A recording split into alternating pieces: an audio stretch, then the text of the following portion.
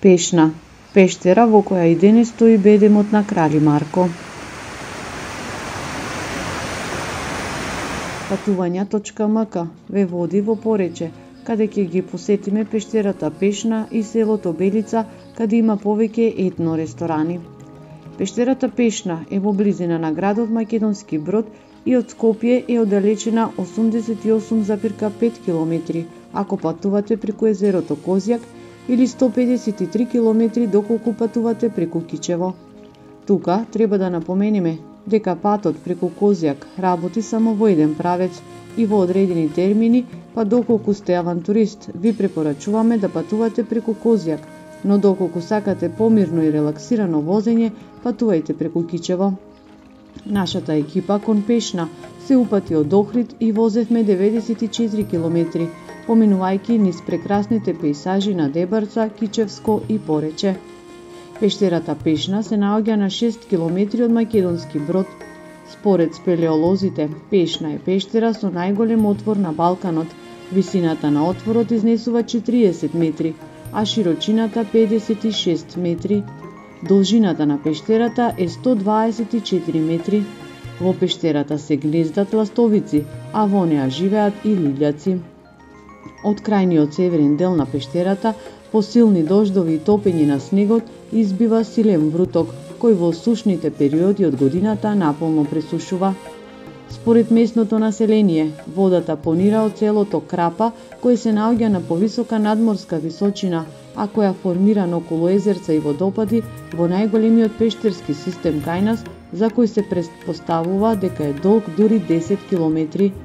На влезниот дел од пештерата постои средновековна тврдина и остатоци од воденица.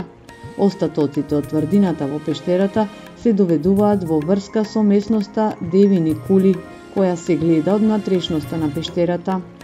Според локалните легенди, на двете тврдини живееле сестрите на Крали Марко. Пешна е регистрирана како наоѓалиште од доцно античкиот период во Македонија.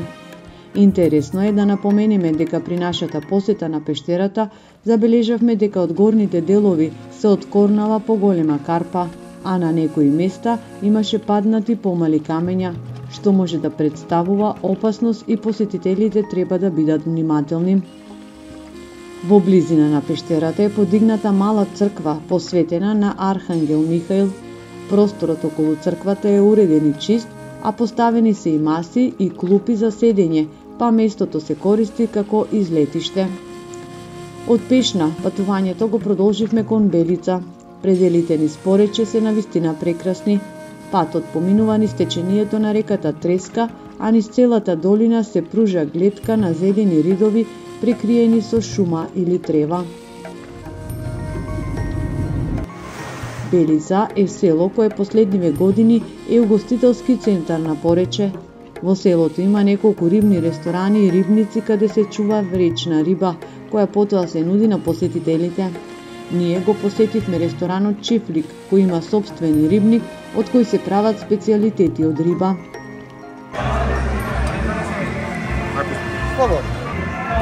Пријатно ручек. Фала ви. Во рестораните во Белица, покрај риба можете да нарачате и храна од дивеч, а секако на мени е и целата македонска кујна.